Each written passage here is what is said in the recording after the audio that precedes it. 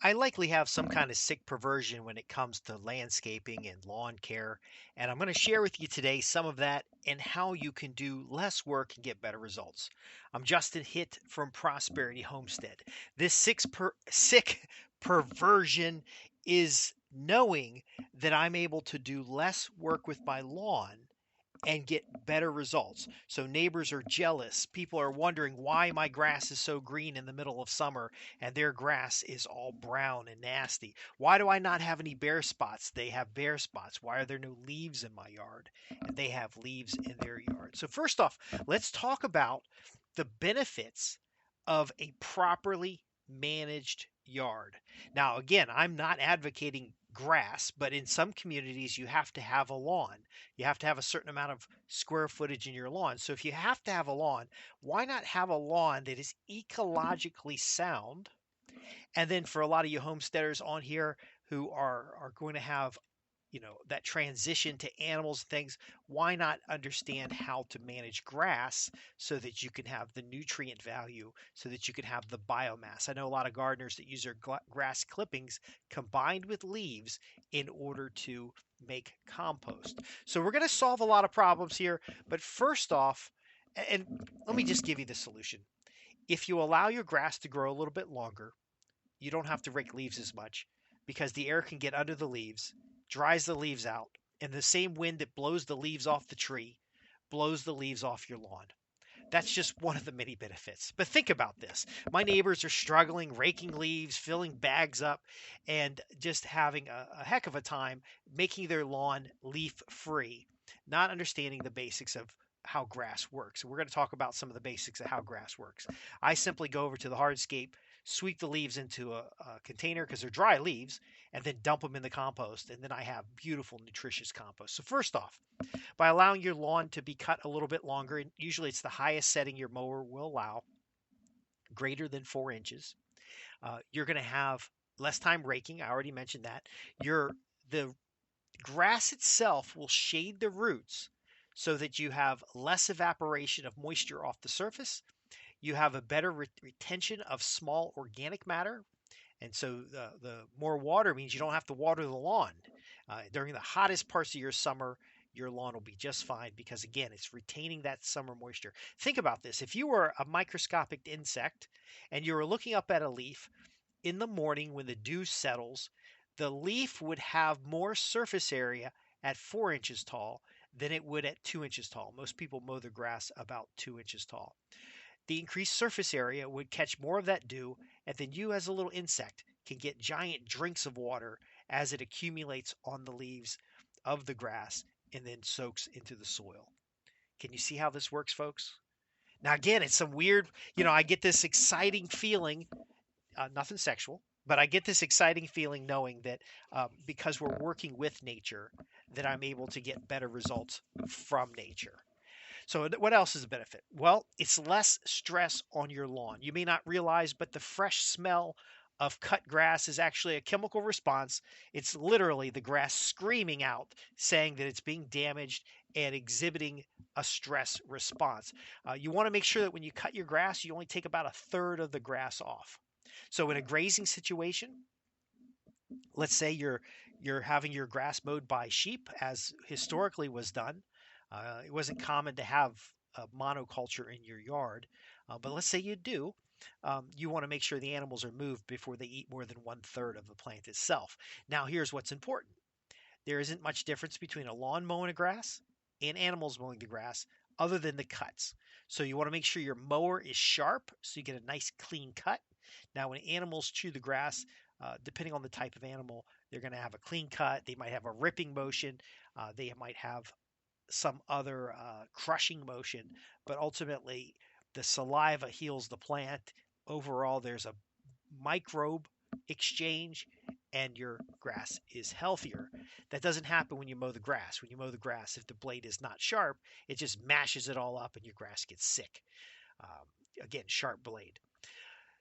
Another benefit with the grass being a little longer and a sharp blade, cutting a small amount of grass off each time, is that you get these nice clean cuts that heal quickly and your grass recovers fast from the damage of cutting itself.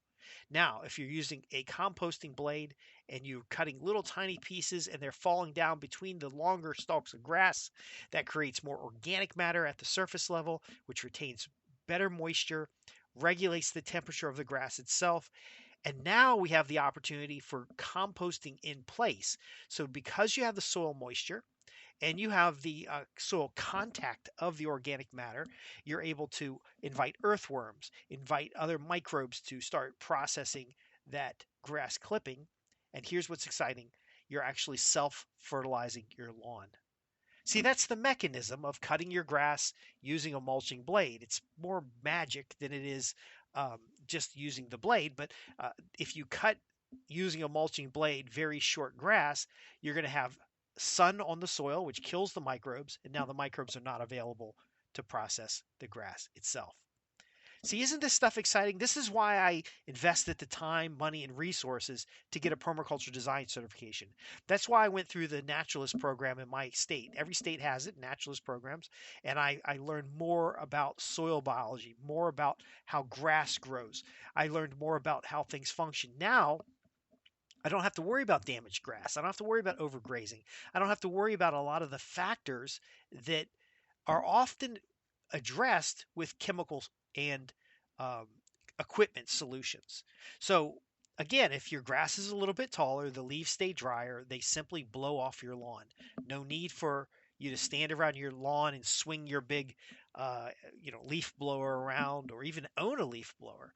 No need to mow and mulch those leaves up. The leaves instead get trapped underneath bushes and they become uh, mulch and fertilizer for the bushes. They become a thermal barrier for your bulbs and your flower gardens, and then ultimately either become soil or habitat for moths and caterpillars and things that the small birds eat. This is an effective and efficient way for growing grass. Now, speaking of efficiency, because the grass has a longer and leaf and greater surface area, it's able to more efficiently do photosynthesis, which allows it to grow faster, but not just grow faster from the height, but actually grow that root deeper into the soil. So deeper roots that are supported again by a good surface area on the leaf are going to help hold soil in place. Again, most brown spots are simply erosion or a pH change in soil that doesn't allow the grass to grow. Um, the grass will be able to get deeper roots down there to get minerals out of the ground to bring it up to the surface. And this is especially important if you're feeding animals from that grass. You can allow that grass to come up and become more nutrient. And then ultimately, here's another value is that knowing how the grass grows and the cycles of grass helps you better manage if you need more biomass. So, what I advocate, and I've done a number of videos on this, and we actually have a whole program called Year Around Green Grass.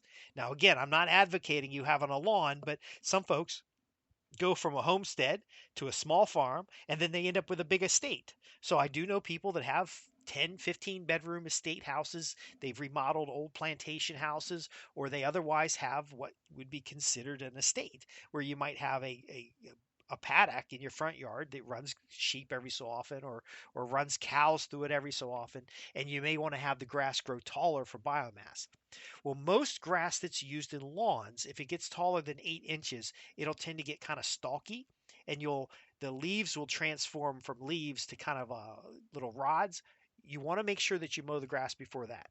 Now, if you're going to have a pasture, because this does lean towards pasture management, you're going to have the type of grass that can grow taller and that can handle the grazing. The key thing about handling the grazing or the regular cutting is that you want to, we already talked about the 1/3 of the leaf length, never cut more than 1/3, but you also want to make sure that you're cutting the grass after it has been able to produce three new leaves. So you've cut in the grass, and now as it's growing back, it has three new shoots out, and you can look at the grass and tell what that is. And then you can go ahead and cut it again, not cutting off more than 2/3. Now, a type of grass that will grow longer, and then you can cut it to get more biomass, is going to be selected according to your area. And this can be native grasses. Native grasses tend to clump, so native grasses in Virginia will clump, they'll build up that surface area, and then as you get the density of grass built up, you end up with a nice mat, a nice sod layer. It might be combinations of grass. So instead of just putting out the Kentucky bluegrass, you're going to have a variety of grasses. And now with a lawn, you can literally just go buy any grass from the store and then put the seed application on far below the recommendation and just kind of overseed your grass every so often. The key here is that some grass does better in the shade, and most lawns have different conditions of grass.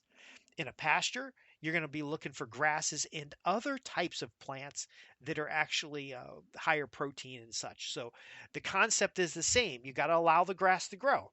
The grass is putting roots down as tall as the grass is growing, but ultimately you want to make sure the grass maintains the correct structure. When we're talking about lawns, if you let your grass grow long and then you cut it, all those little stubby stalk like things will be uncomfortable for your feet.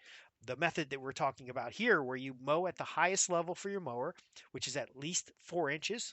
So I've mown grass 6 inches tall, and when you look at it, it's just beautiful green grass. Nobody knows it's 6 inches tall. Nobody's going out there and measuring, but they can feel the difference when they walk on that grass barefoot, and the grass is just patting their foot, and because it's been cut regularly and not been allowed to grow too tall, it's going to be primarily luscious leaves.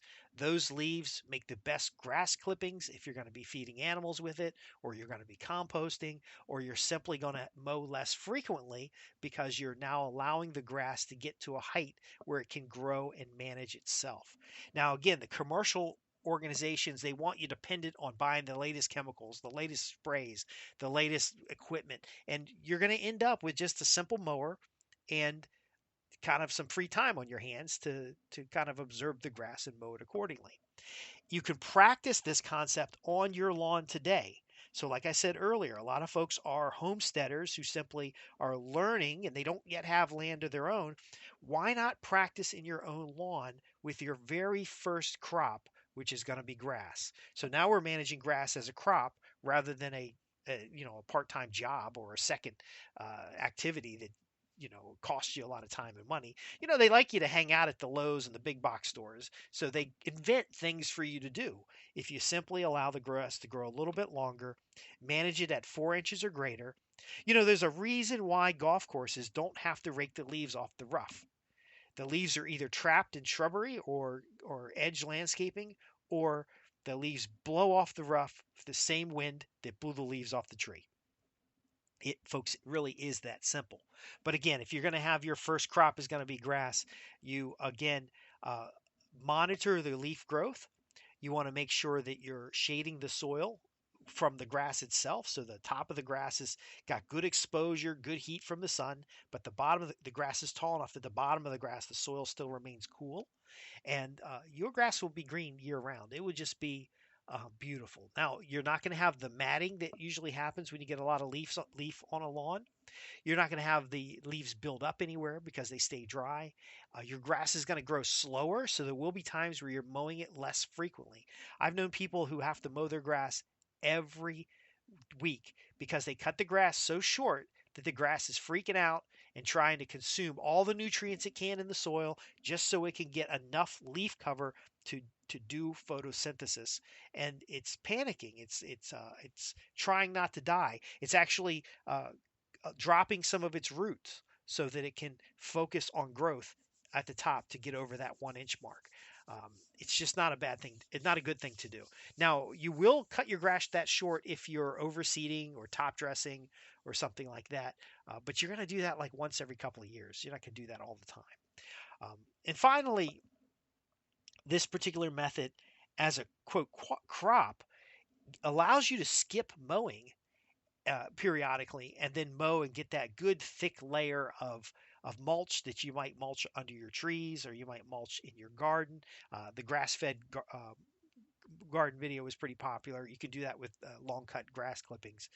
But you want to make sure, again, that the grass doesn't grow long enough to go to seed, because as it starts producing seed, it's going to create a stalk, and the grass doesn't grow higher than 8 to 10 inches, depending on the type of grass, because you want leaves. You want your grass to be uh, the leaf matter of the plant, not the stalks and like you're not raising wheat. So, folks, if you have any questions about what I've covered here today in talking about never having to rake leaves again, and in fact, managing your lawn in such a way that it's less work and more beauty, then visit me at www.prosperityhomestead.org, where we have additional resources. And if you go to the contact page, you can ask your questions. Now, depending on what platform you're seeing this on, there might be a place to make comments below. But because I am actually doing this stuff, it would be better to visit www.prosperityhomestead.org. Go to the contact page or join our newsletter. I'm looking forward to hearing from you. And this has been about simply eliminating the need to rake grass, to rake leaves, to rake anything, and having a beautiful, luscious lawn, whether it's for yourself, for your neighbors, which a lot of people grow grass for, or your animals. Thanks for listening, and I'll see you in the next podcast.